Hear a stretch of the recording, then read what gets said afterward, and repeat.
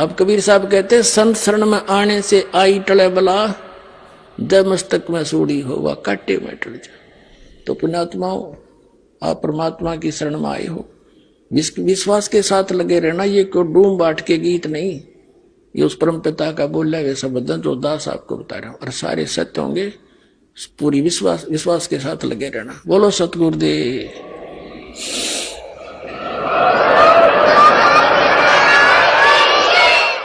तो ये दूसरी स्थिति। फिर तीसरी स्थिति में परमात्मा क्या कैसा रोल करते हैं, वो कहीं भी एक साधु रूप बनाकर प्रकट हो जाते हैं।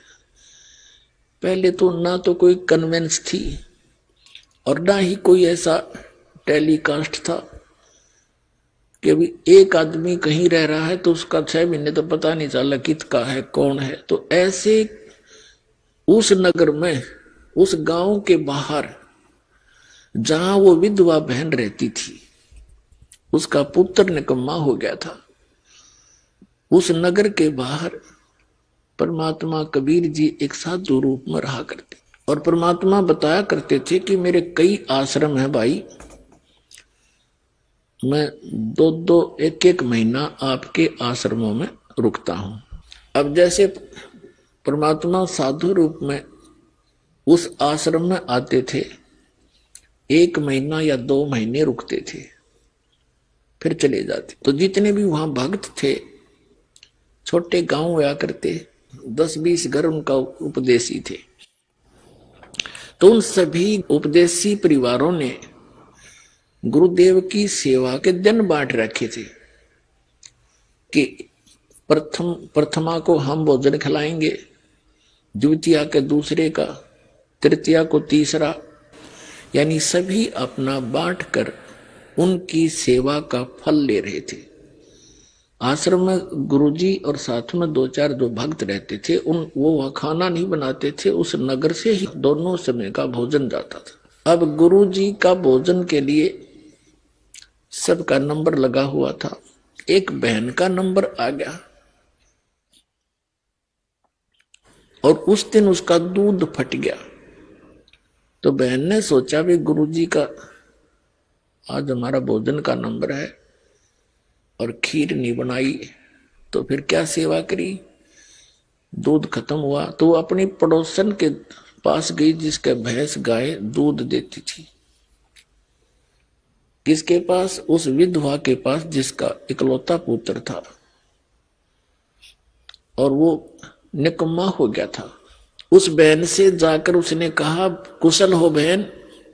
अब जैसे कोई किसी से वस्तु मांगने जाते हैं तो सीधा ही नहीं कहा जाता, अगर मुझे फला वस्तु की जरूरत है ला दे। आदमी औपचारिकता करता है, बैठता है, कुशल मंगल पूछता है, फिर उसका मूड देखता है और फिर उससे प्रार्थना करता है कि मुझे उस चीज की आवश्यकता थी। परमात्मा की सेवक बहन ने कहा विधवा बहन से कि बहन कुशल है। अब उसको कहा आजा बहन बैठ जा, और अपना सारा दुख रो दिया कि क्या कि कुशल हूं। छोटे से इस बच्चे का पिता मर गया था और मैंने इस उद्देश्य से दूसरी शादी भी नहीं कराई कि मेरे बेटे की वीरान माटी हो जाएगी, ना जाने कौन किसा मिल जाएगा, इसको दुख हो जाएगा। तो मैंने इसको जैसे तैसे पाल पोस कर बड़ा किया, सोचा था भी काम में हाथ बटा होगा, ये निकम्मा हो गया। पैसे ले जाता है, घी बेच कर गुजारा करती हूँ, और पैसे नहीं छोड़ता एक भी, सारे पैसे ले जाता, शराब पीवे। ऐसे कहकर वो फूट फूट कर रोने लगी। 50 वर्ष की उम्र हो गई थी, 40 की। तो उस बहन ने समझाने की चेष्टा की कि बहन देखो, परमात्मा के सत्संग में चला करो, हमारे साथ भगवान के। आप देख रहे हो हमारे घर में भी ऐसे ही सब होया करता था, शराब भी पिया करते थे, सब छोड़ छाट गए। तो वो कहने लगी बहन मैं नहीं जा सकती, क्योंकि तुम्हारे तो पति सिर पे हैं, तुम्हें तो लोग कुछ कहेंगे नहीं और मेरे बारे में 100 बात बनावेंगे।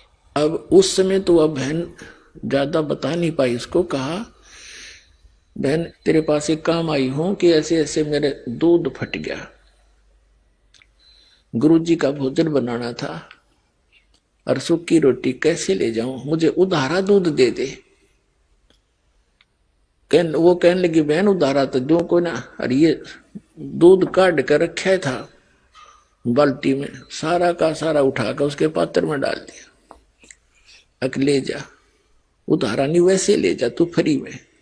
उस बहन ने कहा कुछ तो रख ले, अगना सारा ही ले जा। उसने कद कद भाग जगह मेरे संता के सेवा का। देख परमात्मा की दया होती है, उसमें ऐसी प्रेरणा बढ़ती, यहां से शुभ कर्म शुरू हो जाते हैं। अब वो बहन उस दूध को लेगी, खीर बनाकर उसने तो अपना वो कर्तव्य पूरा किया। एक दिन के बाद फिर उसने खुद विवश होना पड़ा उस उपदेशी बहन ने इस बात पर विचार करने के लिए कि ये बहन के या तकती देवी है, इतना कुर्बान ये तो हम भी ना कर सकते। कोई हमारी भगत बाण मांगना हुआ बहन तो हम भी नहीं दे सकते, नु सारा का सारा थे। तो इसमें जगह है भगवान की। उसके पास वह बैठने लगी, जा जाकर जिक्र करने लगी, समझाने लगी कि बहन समाज की तरफ नहीं देखा करते। परमात्मा बताते हैं लोक लाज ना कीजिए निर्भय हो रहिए, यो मन संतों दीजिए तो गोविंद पाइए। लोक लाज मर्याद जगत की तरण जो तोड़ बगावे, जब कोई राम भगत कथ पावे। उस बहन ने कथा सुनाई कि आपने मीराबाई की कथा सुनी है। मीराबाई मंदिर में जाया करती थी, बचपन से ही भगवान की भक्ति में लगी हुई थी। उसका विवाह हो गया था। विवाह हो गया था 4 वर्ष के बाद उसका पति राजा भी था और राजा की मृत्यु होगी, विधवा होगी मीराबाई। उसके देवर गद्दी पर बैठ गया, संतान कोई थी को नहीं। तो उसके देवर ने मंदिर में जाने के लिए उसको मना कर दिया कि पहले तो मेरा भाई जीवे था और लोगों का मुंह बंद था, और ठाकुरों की लड़की, पहले ठाकुर घर में जन्म था इस मीराबाई का, और ठाकुरों की बेटियां और पत्नियां औरतें घर से बाहर नहीं निकलती थी, पर्दों में रहा करती थी। लेकिन मीराबाई मंदिर में अवश्य जाती थी। उसका पति बहुत नेक आदमी था, उसने विरोध करा नहीं उसका कि कोई बात ना, तेरी आत्मा मानती है तू जाया कर। 1-2 नौकरानी को साथ भेज देता था। तो फिर उसके देवर ने उस पर प्रतिबंध लगा दिया कि तू बाहर नहीं जाएगी, तेरे ऊपर पता नहीं कौन कौन के लांछन लावेगा, उंगली उठावेगी दुनिया, ये बेइज्जती में सहन नहीं कर सकता, हमारी इज्जत का नाश हो जाएगा, और तू अपने घर पे बैठ कर भक्ति कर ले। मीराबाई कहने लगी देखो मैं मंदिर में अवश्य जाऊंगी, आप कुछ भी कहो या ना मानो। वो मंदिर में जाने लगी।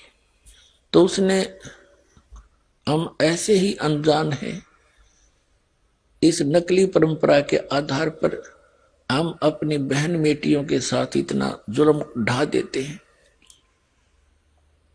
अपने आत्माओं परमात्मा कहा करते कि बीबी पड़दे रहे थी और डोडी लगे थी बार, अब गा तू गाड़े फिरती हवा बन कुतिया बाजार। नक पे सर नक पे बनी पैरे थी हार हमेल, और सुंदरी से कुतिया बनी सुन साहिब के खेल।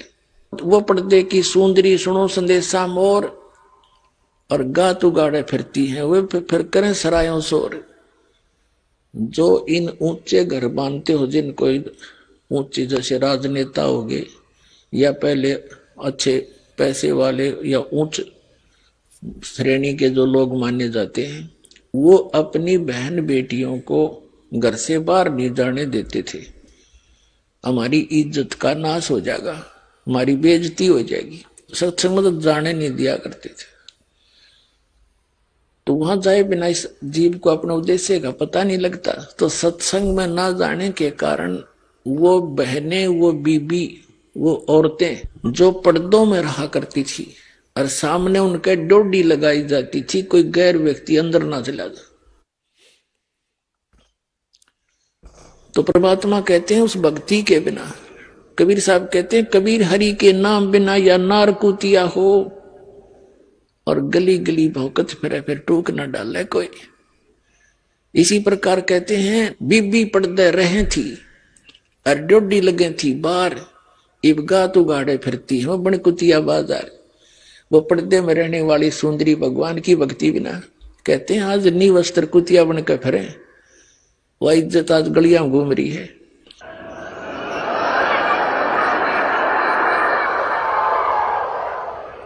और कहते हैं नक बेसर नक पे बनी पैर थी हार हमेल, और सुंदरी से कुतिया बनी देख परमेश्वर के खेल।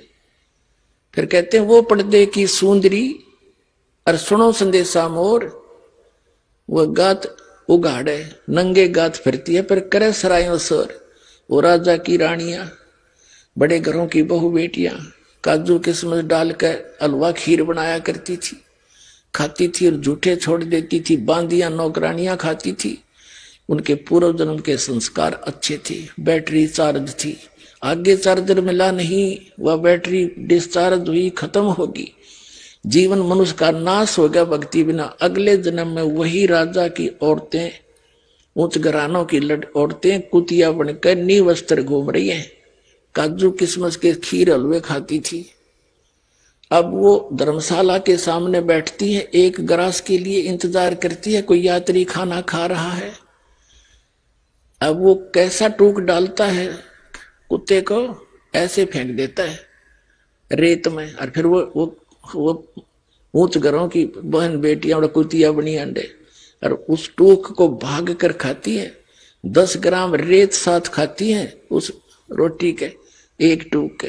और जब बकवाद बाव थी तो परमात्मा कहते नक बेसर नक पे बनी पैरें थी हार हमेल, ये सुंदरी से कुतिया बनी सुन साहिब के खेल।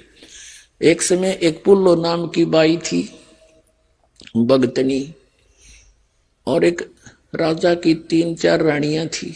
राजा उनसे चर्चा करता था कि एक पुल्लो नाम की भगतनी बहुत अच्छी है, बहुत ही भली है, भक्ति करती है। अब औरतें तो औरत की प्रशंसा से किसी दृष्टिकोण से की जा वो घाट सुना करे। उनने सोची कोई घड़िया सुंदर होगी, राजा उसकी बहुत प्रशंसा करे। उन्होंने कहा कि एक दिन उस पुल्लो ने यहां बुला लो ना, हम भी देख लें। उसने राजा बोला बुला लूंगा। राजा ने उस बहन को, भगतनी को निमंत्रण दिया कि बहन आज हमारे घर पे आइए, उसको सत्संग कर दो। आ जाऊंगी भाई। अब रानी 4-5 रानियां थी, सब सोना साना सारा पैर कर गहना और 1-2 लाख के हार गले में पैर कर खूब शंगर कर तैयार हो रही होते। अब वह बाई गई बहन, हाथ में एक लाठी, कुत्त्या हटाने खातिर छोटा सा डंडा, हाथ में माला, खद्दर के कपड़े मैले से पुराने से, पैर में टूटे हैं लीतर, और कानों में मुंह में नाक में कुछ नहीं। जब उसने प्रवेश किया तो उस रानी हंसने लगी, क्या के वह बोलो सारी हंसनो खूब दांजरे पाड़े, और वो नो दिखावा अपने वो खूब पैर के बैठी थी।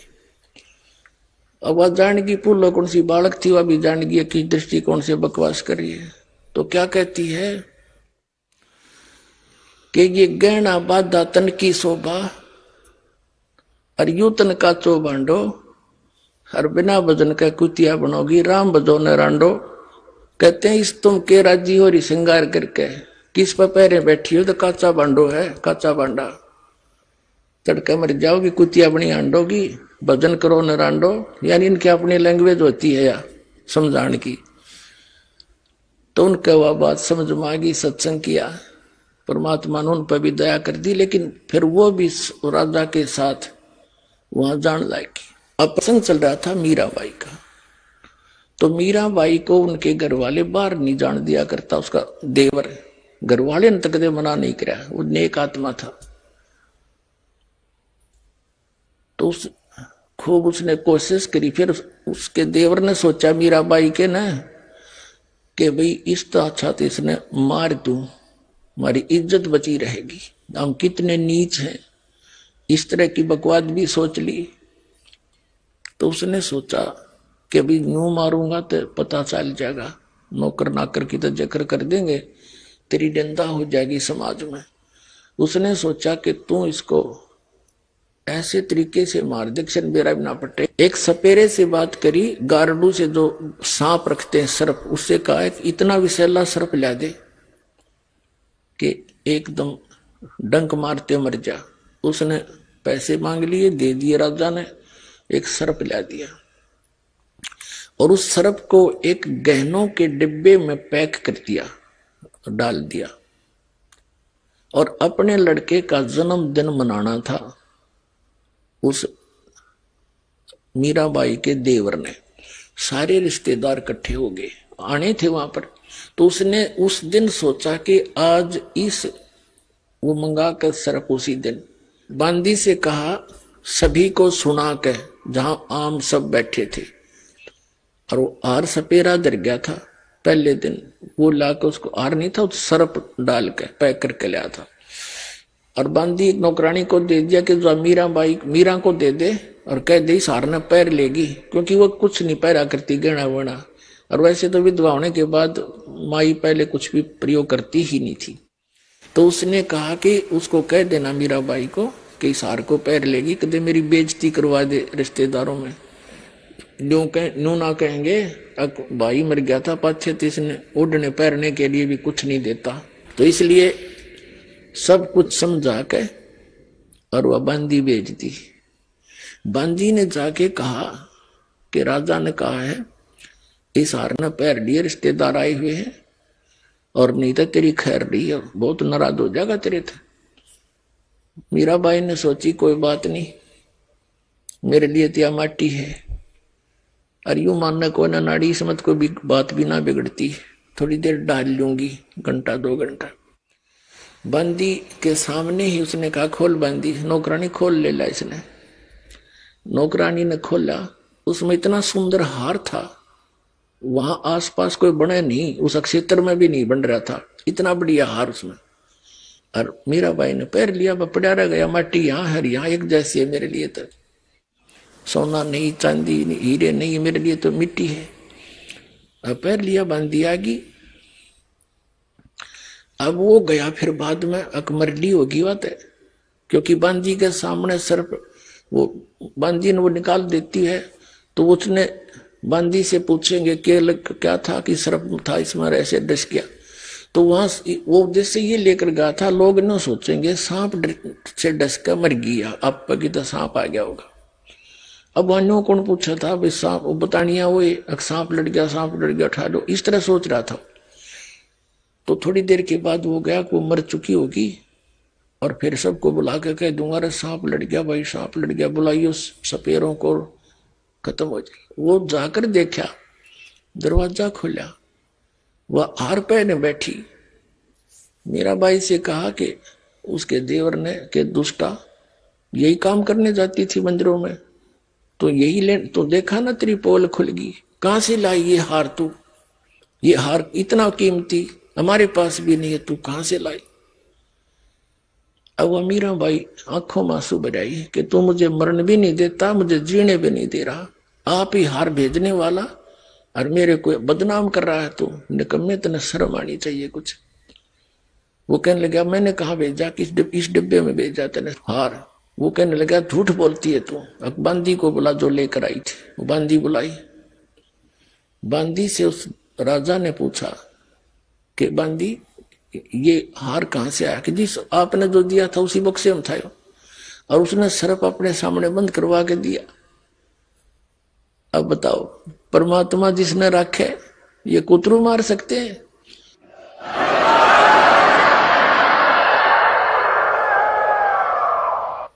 उस सर्प का हार बन गया। अब वो इतने मान बढ़ाई में इंसान इतना अंधा हो जाता है और भूल जाता है भगवान को।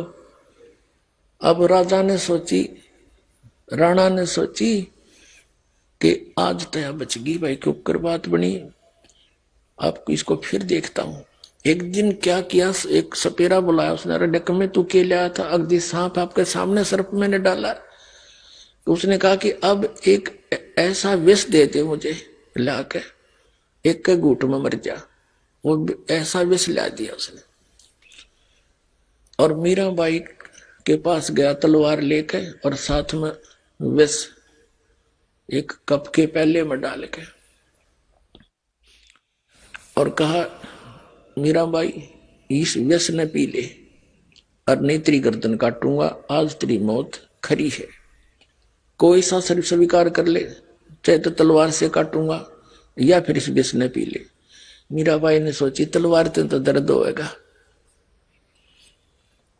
और इसने पी लूंगी।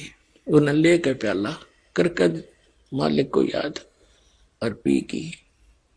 और वो खड़ा खड़ा देखे, वो मरी तो कोई ना, आध घंटा हो गया, 2 घंटे हो गए, कोई ना मरी। आय हाय, कहते हैं मीराबाई को मारन लागे, जहर का प्याला प्यारे, पीवत ही अमृत हो लाग्या, हो गया सर्द ही यारे, मन तू पावेगा अपना किया रे, भोगेगा अपना किया रे। कहते मीराबाई को मारन लागे, जहर का प्याला प्यारे, और पीवत ही अमृत हो लाग्या, हो गया सर्द ही यारे। कहा तो उस व्यस ने बेचैनी बनानी थी, उसको तड़फाना था, और कहते अमृत की तरह ठंडा कर दिया कलेजा मीराबाई का परमात्मा की दया से। अब राणा ने सोची भैया नहीं मानने, अपने आत्माओं कहते हैं सौ छल सिद्धर मैं करूं अपने जन के काज। परमात्मा कबीर जी बनारस में आए हुए थे और संत रविदास जी चमार जाति में उनके साथ रहते थे, उनके शिष्य हो गए थे। पहले तो रामानंद जी से नाम दिलाया था रविदास जी को परमात्मा ने। स्वामी रामानंद ब्राह्मण थे, उनकी फड़क निकाली थी, उनके अंदर एक विशेष वो नफरत थी, अन्य शूद्र जाति वालों को नाम नहीं दिया करता, उसको सेट करने के लिए आप भी उन्हीं से दीक्षित हुए थे और रविदास जी को भी उनसे दीक्षा दी थी, दिलाई थी। फिर रविदास जी को पता लग गया था कि जो वस्तु इस परमेश्वर कबीर जी के पास है, रामानंद जी के पास नहीं, तो बाद में वो कबीर जी के शिष्य हो गए थे। परमात्मा कबीर जी और रविदास जी उसी नगरी में एक गरीब के घर पे बाहर, उसका घर था, सत्संग कर रहे थे। 1 हफ्ते का सत्संग रख रखा था, दिन में सत्संग कराया करते, दिन में भी करते थे, रात को भी करते थे। फिर वहां भक्तों ने मिल मिला के एक आश्रम बना दिया था, छोटा सा झोपड़ी, थोड़ा सा बाढ़ सी बना लिया था। तो कबीर जी सत्संग कर रहे थे दिन में, मीराबाई गई मंदिर में, साथ में 2-3 उसकी नौकरानियां थी, उसने जाना बंद नहीं किया। तो उन्होंने देखा कि ये क्या भगवान की कुछ चर्चा हो रही है। पहले मंदिर जाती हूँ, मत्था मुत्था टेक का आई अपना क्रिया करके, फिर सोचा चल संतों के दर्शन करती हूँ। साधु दर्शन राम का मुख पर बसे सुहाग, दर्शुनी को होते हैं जिनके पूर्ण भाग। कबीरा दर्शन संत का परमात्मा आवे याद, और लेखे में हुआ एक घड़ी, बाकी का समय बर्बाद। तो मीराबाई सहेलियों के साथ वहां चली गई। सत्संग शुरू हो रहा था, परमात्मा बता रहे थे ब्रह्मा विष्णु महेश ये अजर अमर नहीं है, इनकी जन्म मृत्यु होती है, इनसे ऊपर और परम शक्ति है, उसका संदेशा मैं लेकर आया हूं। अपने आप को छुपा कर परमात्मा ये ज्ञान दे रहे थे। मीराबाई को धक्का लग गया क्योंकि वो श्री कृष्ण की पुजारणी थी। अपने आत्माओं, यहां इस तत्व ज्ञान से आपको सब निर्णय हो जाएगा। देखो परमात्मा कबीर जी कहते हैं पिछले पुण्य से होते हैं पूर्ण हंस मुराद। जैसे ये दास पहले श्री कृष्ण और श्री विष्णु और श्री शंकर भगवान हनुमान जी इनका पुजारी था, और जो साधना हम कर रहे थे वो ये दंत कथा थी ये, और इससे भी घर में सारे सुख हो रहे थे। हम ये सोचा थे इन तो हो गए, और हो रहे थे पूर्व जन्म के संस्कारों से, इनसे तो कुछ हो ही नहीं सका था, ये पता लग गया। मीराबाई को जहर पिलाया। मीराबाई कृष्ण पुजारणी थी, श्री कृष्ण तो वो कोई ऐसा चेंज कर ही नहीं सकते परिवर्तन, तो वहां रक्षा भी करी कबीर परमात्मा ने। मीराबाई का जहर का प्याला उसने पिया और उसको ठंडा कर दिया, और वो अनुमान ऋषि श्री कृष्ण ने कर दिया। और जब वो सर्प का हार बनाया तो परमात्मा ने बनाया कबीर जी ने, वह सोच रही थी श्री कृष्ण जी ने बना दिया। तो हमने ये पता लगेगा इस बात से कि हम जो साधना कर रहे थे, छोटा मोटा कोई राहत मिले थी, वो भी ये परमात्मा दे रहा था हमारे को, क्योंकि हमारे साथ फिरता है ये। कहते जो जन मेरी शरण है ताका हूं मैं दास, गेल गेल लग गया फिर जब लग धरती आकाश। जो बच्चा गऊ की नजर में यूं साई को संत, और भक्तों के पीछे फिर यो भक्त वचल भगवंत। जगत का पेखना पेखा, धनी का नाम ना लेखा। जो सब कुछ कर रहा है उसका तो जिक्र भी नहीं था, रामीन देवताओं के ऊपर आश्रित थी, न ऐसे कर दिया। ये अपना कुछ नहीं कर सके। श्री कृष्ण जी के सामने पूरा यादव को लड़का मर गया कट के, और नहीं बचा सके, और स्वयं ठाकर मारने लग गए, लास्ट में से पागल से हो गए थे। इनके इतिहास में देखो। तो मीराबाई को बड़ी चिंता हुई कि श्री कृष्ण से ऊपर भगवान बतावे। दुख हुआ, लेकिन किस्मत जाएगी। प्रसन्न किया महाराज जी, जो आप बात बता रहे हो या मेरे गला उतरा को नहीं। कबीर परमात्मा बोले बेटी सच्चाई तो सच्चाई होती है, आपके गला उतरे चाहे ना उतरे। आप किसकी पूजा करती हो? कि श्री कृष्ण की। श्री कृष्ण से ऊपर मैं नहीं मानती किसी को। परमात्मा बोले बेटी ये देवता झूठ नहीं बोला करते, इनमें इतनी खासियत होती है। और तू नो कह रही है कृष्ण जी मेरे बात करा करने। श्री कृष्ण जी तो पूछ लिए तू, इनसे ऊपर के सता है कि नहीं। अब मीराबाई ने हृदय से याद किया, श्री कृष्ण प्रगट हुए और उन्हें पूछा भगवान आज मैंने संतों का सत्संग सुना है, और सत्संग संत झूठ नहीं बोला करते, इतना तो मैं मानती हूं। आप सच्ची बताना, क्या आपसे भी ऊपर कोई भगवान है? श्री कृष्ण जी ने कहा कि भगवान तो है मीराबाई, लेकिन वो मिला नहीं। तेरी ट्राई भी व्यर्थ है, हमने खूब ट्राई कर ली, उसके दर्शन नहीं होते। अब मीराबाई का तो धक्कदेशी हुई, भाई सारी सच्ची बात है, कोई और है परमात्मा।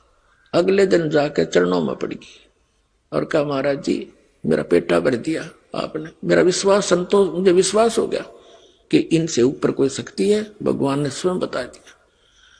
अब मेरा कल्याण कराओ। परमात्मा ने बताया बेटी ये खुद नासवान है, इनकी पूजा करने से जन्म मृत्यु तुम्हारा मिटे नहीं।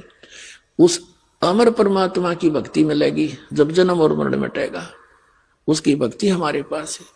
तो परमात्मा कहते हैं समझदार तो संकेत तो है भाई, और फिर भी कोई ना मानने तो उसके ऐसा मूर्ख नहीं। तुरंत पुरानी संबंध तोड़ दिए कृष्ण से, अगर नहीं हमने मोक्ष चाहिए। और कहा जी दीक्षा दे दो मुझे तो कल्याण चाहिए, या तो तेरा दुख देख रही हूं मैं। तो परमात्मा ने देखा कि यह ठाकुरों की लड़की, इसको देखते हैं इसके अंदर कितना भगवान की चाह है, या समाज में लोक लाज में या अंधी हुई है। जब तक ये लोक लाज और कुल की मर्यादाओं में बंधित है प्राणी, भगवान उसको पूरा लाभ नहीं दे सकता। तो परमात्मा ने कहा कि जा बहन बेटी उससे नाम ले ले। रविदास जी की तरफ संकेत कर दिया। रविदास जी उस समय चमार जाति में, कबीर साहब जुलाहा जाति में। चमार जाति उस समय ज्यादा अछूत मानी जाती थी, क्योंकि उनका कर्म ऐसा था। अरे ये हम इस ऐसे ही हैं, उसको आदमी को ऐसे ही मान लेते। उनका कर्म था जैसे पशुओं की खाल उतारनी, और फिर उसको साफ करना, धोना मांजना, और फिर जूते बनाने। तो उसमें कपड़े का लागे बिना रह कोई ना, साबुन सुबुन था कोई नहीं। तो उनके मैल मूल मक्खी उखी लगी रहती। तो जो दूसरी ऊंच जाति के उन्होंने कहा भाई दूर बैठ जा मक्खी आवे। तो धीरे धीरे वो अछूत का रूप धारण कर लिया, ना दूर रहे वहां छुए ना। तो उस जाति में रविदास जी और मीराबाई ठाकुर जाति में।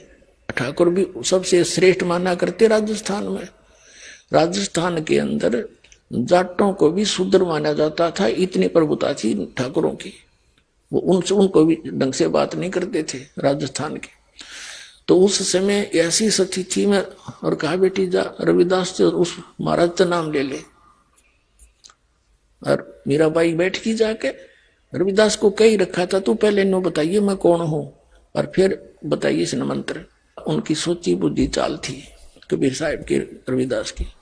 रविदास जी ने कहा बहन बात सुन, तू ठाकुरों की बहू है और मैं एक चमार हूं जाति का, और आज तू नाम ले लेगी और कल न तेरे को लोग पता नहीं क्या क्या कहेंगे, और तेरे मन में दोष आ गया ना, फिर गुरु शिष्य का नाता टूट जाएगा। मीराबाई बोली महाराज जी मैं आपकी बेटी, आप मेरे पिता, बाढ़ में जाओ संसार, मैंने नाम दो, मैं तो कल्याण करवाऊंगी। उसी से मैं नाम दे दिया। अब पहले तो वो मंदिर में जाती थी दिन में, परमात्मा फिर रात को भी सत्संग करते थे, क्योंकि सभी काम दिन में कर लें, रात में मजदूर लोग सत्संग सुन लें। तो मीराबाई फिर रात्रि में जाने लगी सत्संग में, भाई गुरु जी यार दर्शन करेंगे हम तो। अब उसका जो देवर था वो सारे अपने जो कर्म थे करके थक चुका था, उसको रोकने के उससे कोई सफलता नहीं मिली। फिर उसने सोचा था कि लड़की अपनी माँ की बात मान लेती है। उसने अपनी मौसी को बुला करके, मीराबाई की माँ को बुला करके उसको समझाया था कि इसने समझा दे, अपने घर बैठ कर भक्ति कर ले, इसने हमारी इज्जत का नाश कर दिया। मीराबाई की माँ ने समझाने की चेष्टा की थी कि बेटी वहां ना जाया करे, इज्जत का नाश हो गया। और चमार जाति का बताओ तने तो सारी ये बात बिगाड़ दी। तो क्या आपस में क्या बातें हुई, शब्द सुनाते हैं। अब मीराबाई की माता कहती है, सत्संग में जाना मीरा छोड़ दे,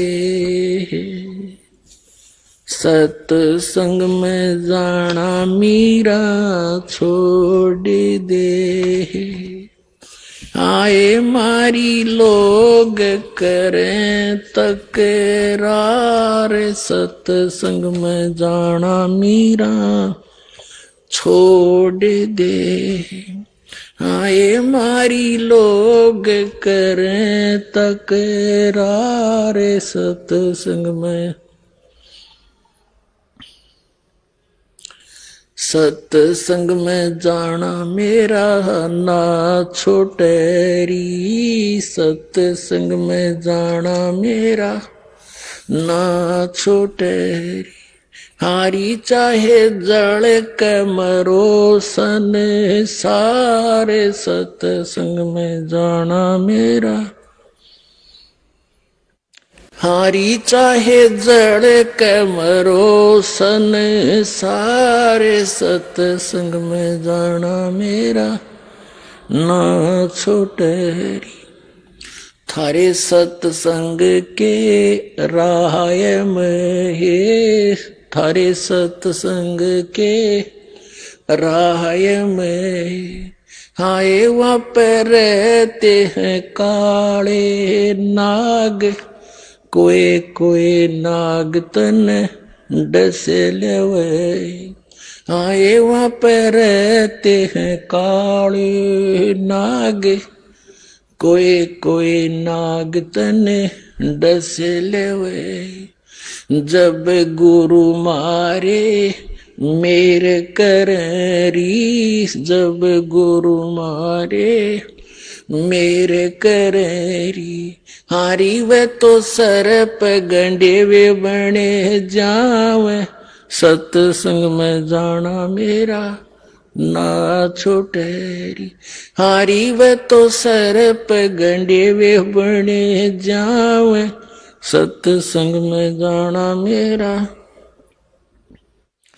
थारे सत्संग के राय में, थारे सत्संग के राय में, आए वहाँ पर रहते हैं बबरी शेर, कोई कोई शेर तन खा लेवे, आए वहाँ पर रहते हैं बबरी शेर, कोई कोई शेर तन खा लेवे, जब गुरु मारे मेरे करी, जब गुरु मारे मेरे करी, हारी वे तो शेरों के गिद्दड़ बने जावे, सत्संग में जाना मेरा ना छोटेरी, हारी वे तो शेरों के गिद्दड़ बने जावे, सत्संग में जाना मेरा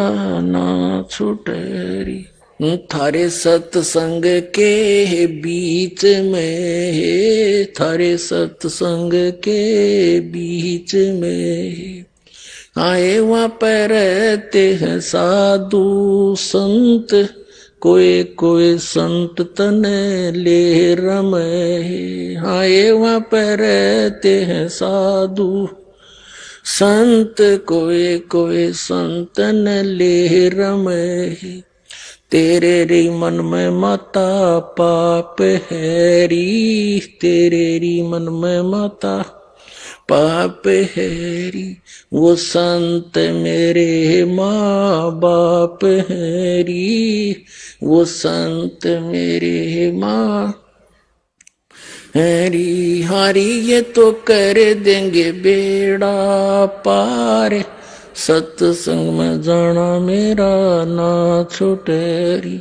हरी ये तो कर देंगे बेड़ा पार, जाना मेरा ना छुटेरी। सत्संग में जाना मेरा छोड़ दे, हाय मारी लोग करे तकरार। सत्संग में जाना मेरा, सत्संग में जाना मेरा ना छुटेरी, सत्संग में जाना मेरा ना छुटेरी। हारी चाहे जड़ कमरो सने सारे, सत्संग में जाना मेरा। वो तो हो जाती चमार है, वो तो हो जाती चमार है। इसमें हमारी आर है, इसमें हमारी आर है। तेरे री लेख माता चमार है री, तेरे री लिख माता चमार है री। वो मेरा सृजन आर है री, वो मेरा सृजन आर है री। आरी वो तो मीरा के गुरु रविदास, सत्संग में जाना मेरा ना छुटेरी। हरी वे तो मीरा के गुरु रविदास, सत्संग में जाना मेरा ना छुटेरी। सत साहिब। अपना आत्माओं, वैसे तो मीराबाई जी का और भी आगे बहुत बड़ा कथन है, क्योंकि आप जी ने अभी इनकम्प्लीट स्टोरी सुन रखी है सारी ही सारी। आगे क्या हुआ, मीराबाई जी को बहुत तंग किया करते थे। मीराबाई ने सोचा ये रोज दुखी रखे, ज्ञान ऐसा मिल गया है, अपनी भक्ति कहीं और कर लूंगी, परमात्मा साथ रहेगा, गुरु जी ने कह रखा है। तो मीराबाई घर त्याग कर चल पड़ी। आगे जाकर क्या देखा, एक साधु था, संत, और वो नकली डुप्लीकेट संत था, ड्रामा करता था, कैसे गुफा में रहता था। और वहां उसके लिए एक प्रसिद्ध था कि भाई वो संत औरत के दर्शन नहीं करता। मीराबाई गई, वहां कुछ भक्त बैठे थे गुफा में, शाम के समय आता था, उसने कोई समय फिक्स कर रखा था अपने दर्शन देने का। तो उन्होंने पूछा मीराबाई से कि कैसे बैठे हो भक्तों। उन्होंने बताया बहन ऐसे ऐसे एक संत है, उसके दर्शन करेंगे। वो बोली मैं भी दर्शन करूंगी। मीराबाई से उन्होंने कहा कि नहीं, वो औरतों को दर्शन नहीं देता, पुरुष पुरुषों को देता है। मीराबाई बोली कि मैंने तो सुना है पुरुष एक ही है और सब उस है, सबका एक मालिक है, क्योंकि परमात्मा का ज्ञान ऐसा है। ये तो बच्चा रहा दे नकलियानत है। तीनों बोली भाई मैं तो दर्शन करके जाएंगी जब दूसरा भगवान आड़े बैठे थे। पुरुष अगर यही है तो फिर मैंने धक्के खाने की क्या जरूरत है। जब यू पुरुष है, यू परमात्मा है, तो बैठी मैं तो उसके दर्शन करके जाएंगी। उसके पास संदेश आ गया, एक बाई है और ऐसे ऐसे कह रही है। उसके भी कान खड़े हो गए, अगर मैं दर्शन करके जाएंगी। वो आ गया बाहर। मीराबाई बोली भाई मैंने तो नू सुना, तू क्या है, इस शरीर से पुरुष मानता अपने आप को। कल मृत्यु कब हो जाकर गद्दी बनेगी तू, फिर कहाँ गया तेरा पुरुष पड़ा। डले डोन लग रहा, आ मेरी गेल तेन संत मिलाऊंगी। उसकी भी चौन तोड़ दी। अरे पुरुष तो कोई एक है और तू नफरत करता औरतों से, तो क्या आत्मज्ञानी है फिर। पुणात्माओं जैसे पहले सांग हुआ करते गांव में, पुरुष ही स्त्री का रोल करके राजा रानी बना करते थे और डांस डूंस करते थे। तो एक लड़का दूसरे साथी के साथ वो सांग देखने चला गया। वो लड़की का रोल कर रहा था, अभिनय कर रहा था। लड़का छोटा सा 15-16 साल का, दाढ़ी मूछ नहीं थी, सिर पर बाल रखे हुए थे औरतों वाले, वो उसका वही प्रोफेशन था। तो दूसरा जो पहली बार गया था वो कह रहा था देख कितनी सुंदर लड़की है, कैसा डांस कर रही है। उसका साथी कहता है यह लड़की नहीं है, ये लड़का है। ना तेने तुझे नहीं मान। उनका स्वांग समाप्त हो लिया। अपने जहां वो डेरे में डटे हुए थे वहां गए। उसने उतार कर अपने आर्टिफिशियल सारे पार्ट रख दिए एक तरफ और कच्चे कच्चे में खड़े बाल बाल ऊपर थे। तब उसका समझ में आ गई सच में जो तो भाई तो लड़का ही था, लड़की नहीं थी। अगले दिन जब उसने सांग सुना उसमें लड़की नहीं दिखी, उसने लड़का दिखा था। परमात्मा कहते हैं आत्म ज्ञान भी नहीं नकलियों ने औरत और पुरुष मंत्र मानते हैं।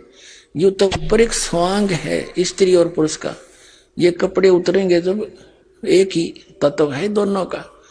तो क्या कहा तू पुरुष है, तो उस डले डोए था उसकी भी चौन तोड़ी। फिर वृंदावन में जाकर रहने लगी। वहां पहुंचे परमात्मा कबीर जी अन्य रूप बना के, क्योंकि ये परम पिता हमारे हैं। अब वहां से निकाली और फिर परमात्मा ने क्योंकि प्रथम मंत्र दिया, ये जो आपको देते हैं वह खुश होगी कि मंत्र तो वो मिलते जुलते हैं जो हमें चाहिए थे, वो आसानी से ग्रहण किया उसने। फिर वहां पहुंच गए अन्य रूप बना के चर्चा करने लगे, बात चलाते रहे। फिर मीराबाई से कहा कि इस मंत्र तो बात ना बने, वो तो सतनाम चाहिएगा 2 अक्षर का और सार नाम, जब मोक्ष होगा बहन तेरा। फिर उसका समस्या आ गई, गुरु नहीं बदला करते। परमात्मा बोले देखो जो उस संत ने नाम दे रखा है वो बिल्कुल ठीक है, लेकिन वो प्राइमरी क्लास तक का है। अरे अगली क्लास में चलेगी तो वो तो बहन आगे पढ़ाई पढ़नी पड़ेगी तने, वह समझ गई। तब परमात्मा कबीर जी ने उनको दीक्षा दी, तब उस बाई का मोक्ष हुआ। अब ये 3 गाटा जोड़ रहे थे, कृष्ण जी के गुण गाया करती वह मोक्ष होगी। कृष्ण का मोक्ष कोई ना, मीराबाई का कहां से होता। अब उस बहन ने, उस विधवा बहन को भगतनी ने बताया कि बहन दुनिया की नहीं मान्या करते, यदि मीराबाई लोक लाज करती आज गधी बनी आंडो कुतिया बनती और सब कुछ तोड़ के बंधन भगवान की भक्ति करगी, दुनिया गुण गाओ बहन काज। और देख ले तू सोच ले, यह बात उस विधवा बहन के समझ में आएगी। भैया समाज तो वो भी ना जीने देता, यार तेरे भी बकवाद कर रहे चाचे ताऊ इसके छोड़ेगे। कभी नो कहे तू वहां खड़ी देखी थी, तू वहां ऐसे क्यों गई थी, ये तो फिर भी पीछे पड़े रहे, चल देखी जाएगी। परमात्मा साथ देता जब ऐसे दृढ़ निश्चय से चलते हैं।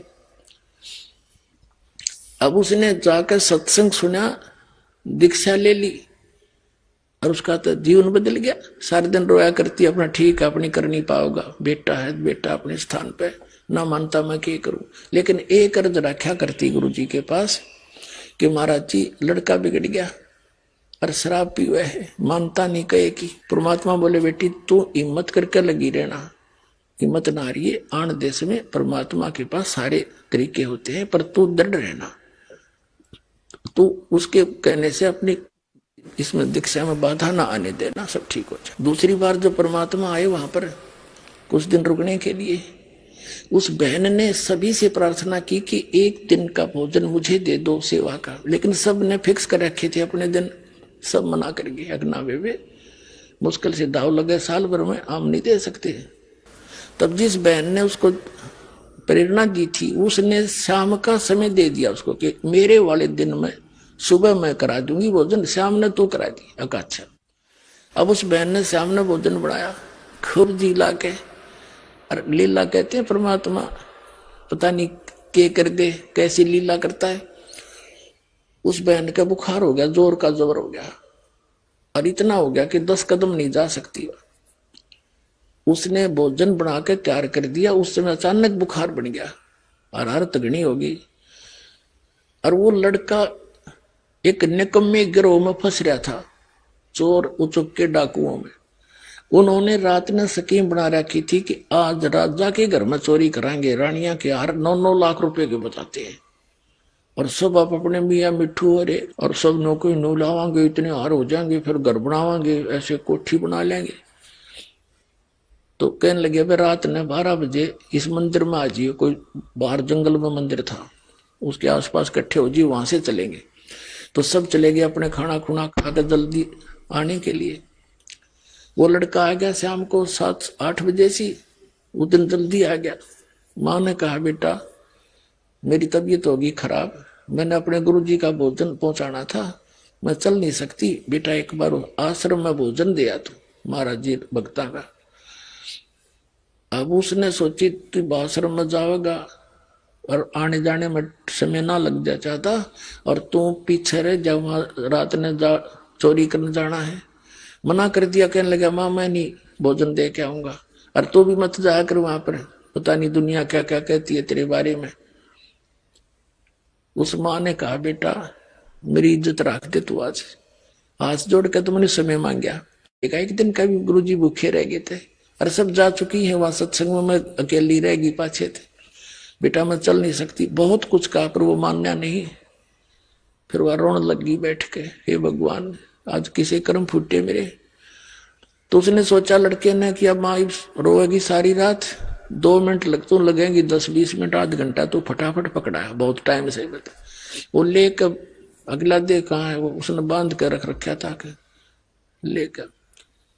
अब वो प्रतिदिन एक का प्रार्थना करा करती, परमात्मा मेरा तो एक हो बेटा, धन जो भी है वो सुधर जा। तो उन आश्रम वाले भक्तों ने माइयों ने सोचा, आकाश तो सुन दी भगवान गुरुजी ने, उसका लड़का लेके आ गया भोजन, रान लग गया तो फिर इस पर असर भी पड़ेगा। तो गुरुजी से बताया जी उसका रामो नाम था, अगर रामो का लड़का आ गया, आपने बड़ी दया करी, बहुत रोया करती, इस बात की मारी किसी प्रकार सुधर जाओ। अब वो गया तो पूछा भी गुरुजी कहाँ है, भोजन कराना है, मेरी माँ तो बीमार होगी। भक्ता ने बताया गुरुजी स्नान करने जा रहे हैं, भाई 10 मिनट बैठ जा। वो बैठ गया, गुरुजी आगे भोजन रख दिया। फिर उन्होंने बताया जी ये रामो का लड़का है, और आपने बड़ी सुनी, आज तो यू आ गया आपके दर्शन करने के लिए। तो गुरुजी ने सोचा ला बेटा बालक से 2-4 बातें बता दूं, इसका असर हो जा। कहने लगा बेटा भक्ति करते हैं, मनुष्य जीवन भगवान ने इसीलिए दिया है, भक्ति करे, बुराइयां तो बच कर है, यो जीवन बार बार नहीं मिलता। वो लड़का बोला बाबा जी जल्दी रोटी खा, मैंने देर हो है, तेरे लेक्चरों की जरूरत नहीं। अब उस महात्मा ने सोचा भाई तो सचमुच निराय निकम्मा है, ठीक रोहा हुआ लड़की इसने। ये महाराज जी के बोला अपने खा के खाना, और लेकर वो बर्तन, और वो तो स्पीड खींच दी वापस, क्योंकि उसने तो रानिया के हार दिखे थे। अब रास्ते में उसका कांटा लग गया पैर में, और लग कर सूल की करकी टूट गई बबुल की। अब कदम नहीं उठ रखा जा, एडी पंजा नहीं टेके, एडी एडी टेकता आवे, चल जा नहीं, धीरे धीरे आ रहा। उसकी आते ही वो बर्तन मारे पटक के, और लगा ऊट पटांग बकवाद करने अपनी माँ को, आज गया था तेरे सत्संग में, आज मेरे पैर में कांटा लग गया, और तू नो कह उड़े सब न सुख हो है, मेरा तो दुख हो गया, और आज पास तू भी नहीं जाएगी उड़े, और मैं तो उधर मुंह करके भी ना सोऊं। क्योंकि उसने तो फिर नो हो गया कि तू जा नहीं सकता, भागना पड़े तो भाग नहीं सकता, चोरी कराएंगे तो सारे सांग करने पड़ेंगे, तो घना दुख मान रहा हो इस बात का। फिर वह मां रोने लगी, हे परमात्मा इस निकम्मे का आज कांटा लगना था, देख मेरे किसे फूटे भाग हैं, अब यू ना स्वयं जावे और ना मन भक्ति करने दे। नो करके वह खूब रो रहा के सोगी। फिर जैसा भी था श्याम ने तो फिर सुबह बखत उठ के उस लड़के का कांटा निकलवा दिया। उधर से उन बच्चों ने, उसके साथियों ने थोड़ी देर इंतजार किया, फिर वो सोचा भी चलना है तो ना हम करते चोरी। वो चोरी करने चले गए राजा के घर पे। अब राजा का घर कोई ऐसा सुनना है जाते चोरी कर लेंगे, पकड़ लिए पुलिस ने। मंत्रियों ने कहा कि महाराज ये तो इतने खूंखार व्यक्ति हैं, राजा के चोरी कर सकते, जनता को कैसे जीने देंगे, इनको भयंकर सजा देनी चाहिए। राजा ने सुना दिया शाम के 4 बजे इनको सूली तोड़ दो। सूली तोड़ा करते एक चक्का सा होता था, चक्की के सपाट, उसके बीच में एक सरिया सा होता था, नुकीला भाले जैसा, और वो ऐसे वो चक्का उसको ऊपर बैठा दिया करते थे, और वो चक्का नीचे नचाला करता सुराख में से, और वो भाला ऊपर नाता था, उसके नीचे से लेकर उसके सिर में का निकल जाता था, और रो रो कर तड़प तड़प कर मरता था। उसको इतनी भयंकर सजा दी जाती थी। तो उसके साथ साथ उन्होंने क्या करते थे राजा लोग, के पूरी नगरी में घुमा दो इनको, सबको बता दो कि आज शाम को 4 बजे इनको सूली तोड़ा जाएगा। उनके लिख दिया और उनसे बुलवा रहे हैं कि बोलो, पुलिस वाले ले जा रहे हैं, कहो हम चोर हैं, राजा के घर चोरी करने के लिए गए थे, हम पकड़े गए, कोई सुनता हो तो चोरी ना करना, हम शाम को 4 बजे सूली तोड़े जाएंगे। उनसे ऐसे डायलॉग बुलवाते हुए और डंडे मारते हुए पुलिस वाले गलियों में घुमा रहे हैं। एक विशेष बाजा सा बजाते थे तो गांव वालों को पता लग जाता था, नगर वालों को, कि आज किसी की साथ आ रही है, किसी की सामत आई है। तो ये देखने के लिए कि किस दंड में यह दंडित होगा, सब अपने घरों के बाहर आ जाते थे। राजाओं का ये होता था उद्देश्य कि इनके डर से और भी डरेंगे, कोई चोरी चारी ना करेंगे, शांति बनी रहेगी। तो दोनों माँ बेटा भी ये देखने के लिए कि किसको क्या दंड मिल रहा है, वो अपनी गली में आकर खड़े हो गए। जब वो बच्चे आए, उनकी मिली आंख में आंख दोनों मित्रों की, उस लड़के ने सोचा तो पकड़े गए, वो है तेरे वाले साथी, और वो कहते आ रहे हम चोर हैं, राजा के घर चोरी करे थे, हम पकड़े गए, आज हम सूली टूटेंगे शाम को, कोई सुनता हो तो चोरी ना करियो। जब वो आगे चले गए उनके घर से, माँ अपने घर में आ गई, वो लड़का अपनी माँ के चिपट गया और बुरी तरह रोने लग गया और कहने लगा। उसकी माँ ने सोचा, क्यों रोया बेटा, बेटा क्या हो गया, अब तो तेरा कांटा भी निकलवा दिया, अब क्यों रो रहा है तू, क्या दुख है। कि माँ धन है तेरे गुरुदेव का और धन है तेरी भक्ति।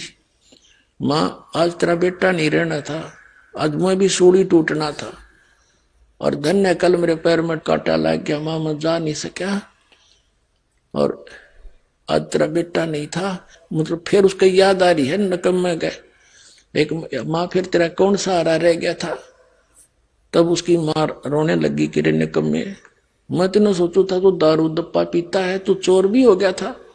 अखा माँ मैं इतना नीच हो गया था, और कान पकड़ दिया, क्यों कलजा पाट गया, सामने सूली तोड़ टूटेंगे। कान पकड़ दिया, आपके साथ चलूंगा, नाम लूंगा, और जिंदगी में कदे चोरी नहीं करूंगा, कोई गलती नहीं करूंगा, शराब भी नहीं पीऊंगा। अब कबीर साहब कहते, संत शरण में आने से आई टले बला, जब मस्तक में सूड़ी होगा काटे में टल जा। तो पुण्यात्माओं, आप परमात्मा की शरण में आए हो, विश्वास के साथ लगे रहना। ये क्यों डूम बाट के गीत नहीं, ये उस परम पिता का बोला हुआ शब्द जो दास आपको बता रहा हूं, और सारे सत्य होंगे। पूरी विश्वास के साथ लगे रहना। बोलो सतगुरुदेव।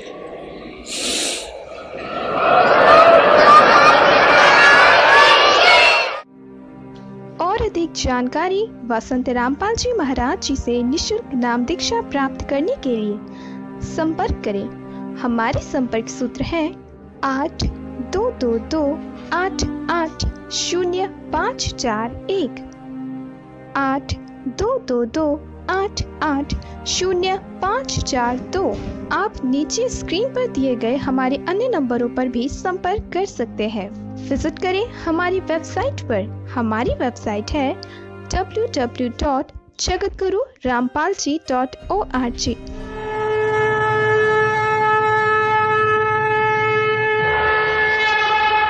हमसे जुड़े रहने के लिए हमारे YouTube चैनल को सब्सक्राइब करें और नई वीडियो की नोटिफिकेशन के लिए बेल आइकॉन को दबाएं। अगर आप ये वीडियो Facebook पर देख रहे हैं तो लाइक जरूर करें और ज्यादा से ज्यादा शेयर करें। धन्यवाद।